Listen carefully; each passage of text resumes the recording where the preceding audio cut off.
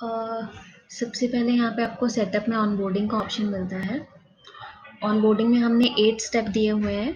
ये 8 step complete करने के बाद आपका सॉफ्टवेयर रेडी टू यूज़ हो जाता है, जिसमें सबसे पहले आपका ऑप्शन आता है सेंटर डिटेल्स का।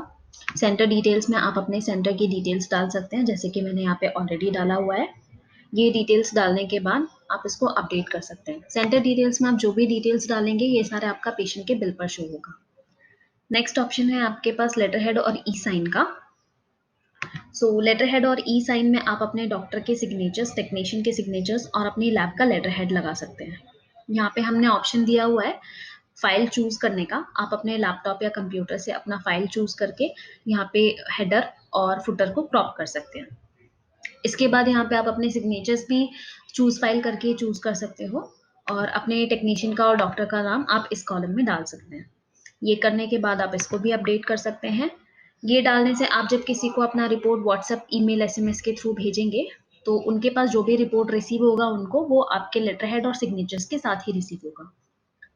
थर्ड स्टेप है आपका एसएमएस का। तो बेसिकली हम हर पेशेंट को 3 एसएमएस भेजते हैं, जिसमें एक पहला वेलकम एसएमएस होता है जिसमें आपकी लैब का मोबाइल नंबर रहता है और लैब का नाम रहता है। दूसरे एसएमएस में हम जो भेज रहे हैं बिल एसएमएस है, जिसमें आपका पेशेंट का कौन कौन सा टेस्ट हुआ है और उसका क्या क्या प्राइस है वो शो रहता है। तीसरा एसएमएस है आपका रिपोर्ट रेडी एसएमएस। तो जब भी पेशेंट का रिपोर्ट रेडी होता है तो उनके पास एक ऑटोमेटिक एसएमएस जाता है कि उनका रिपोर्ट रेडी है, वो सेंटर से जाकर के कलेक्ट कर सकते हैं। हमने इन तीनों एसएमएस के ऊपर चेक बॉक्सेस दिए हुए हैं। आप इन बॉक्सेस पे चेक अनचेक करके डिसाइड कर सकते हैं कि आप कौन सा एसएमएस भेजना चाहते हैं और कौन सा नहीं भेजना चाहते हैं।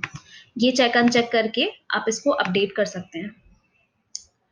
फोर्थ स्टेप जो आता है आपके पास आता है रजिस्ट्रेशन नंबर का। सो बेसिकली ये आपका पेशेंट रजिस्ट्रेशन नंबर है। आपके लैब पर कोई भी अगर करंट रजिस्ट्रेशन नंबर चल रहा है तो आप उसको भी डाल सकते हैं, या फिर अगर आप चाहें तो 1 2 3 से भी स्टार्ट कर सकते हैं।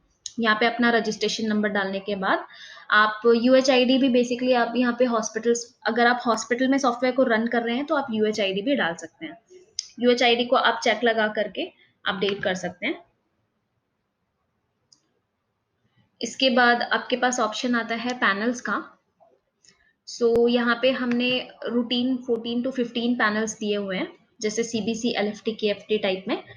यहाँ पे आपको हर पैनल के सामने एडिट का ऑप्शन मिलता है। आप एडिट करके यहाँ पे डिसाइड कर सकते हो कि कौन से पैनल पे आपको कौन सा टेस्ट देना है और कौन सा टेस्ट रिमूव करना है, इस तरीके से।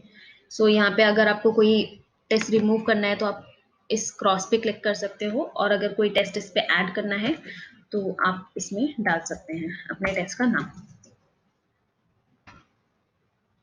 और ये करने के बाद आप यहाँ पे अपडेट कर सकते हैं।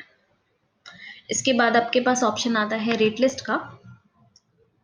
यहाँ पे हमने हर टेस्ट को 100 रुपीज का रेट लिखा हुआ है। अगर आप चाहें तो अपने लैब के अकॉर्डिंग आप यहाँ पे रेट डाल सकते हैं।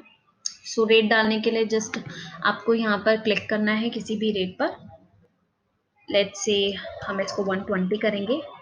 अब आप टैब की या एंटर की का यूज कर सकते हैं इसको अपडेट करने के लिए।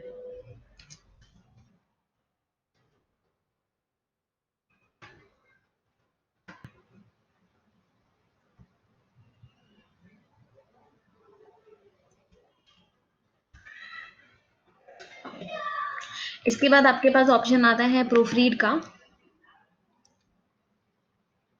प्रूफ रीड में हमने यहाँ पे सारे टेस्ट को नॉर्मल वैल्यू यहाँ पे शो किया हुआ है।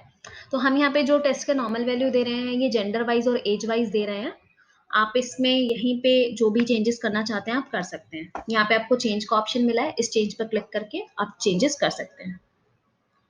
इसके बाद लास्ट ऑप्शन है आपके पास यूजर अकाउंट एंड परमिशन का। यहाँ से आप अपने टेक्नीशियंस को एज अ यूजर ऐड कर सकते हैं, और उनको जो भी परमिशन आप देना चाहें कि कौन सा टेक्नीशियन क्या वर्क कर सकता है, क्या वर्क नहीं कर सकता है, आप उनको यहाँ से परमिशन दे सकते हैं। कॉन्फ़िगर परमिशन का आपके पास ऑप्शन आ जाता है। कॉन्फ़िगर परमिशन पे आप क्लिक करके अपने हिसाब से परमिशन सेट कर सकते हैं कि कौन सा टेक्नीशियन कितना बिजनेस देख सकता है, कितने दिन का देख सकता है, नहीं भी देख सकते हैं या नहीं, इनको बिलिंग के लिए क्या क्या परमिशन देना है, रिपोर्टिंग के लिए क्या क्या परमिशन देना है, सब यहाँ पे मेंशन है और सबके सामने चेक बॉक्सेस दिए हुए हैं। तो आप अपने हिसाब से परमिशन डिसाइड करके इसको अपडेट कर सकते हैं। ये सारे 8 स्टेप कंप्लीट करने के बाद आपका सॉफ्टवेयर रेडी टू यूज़ हो जाता है। इसके बाद आप इसको यूज़ कर सकते हैं।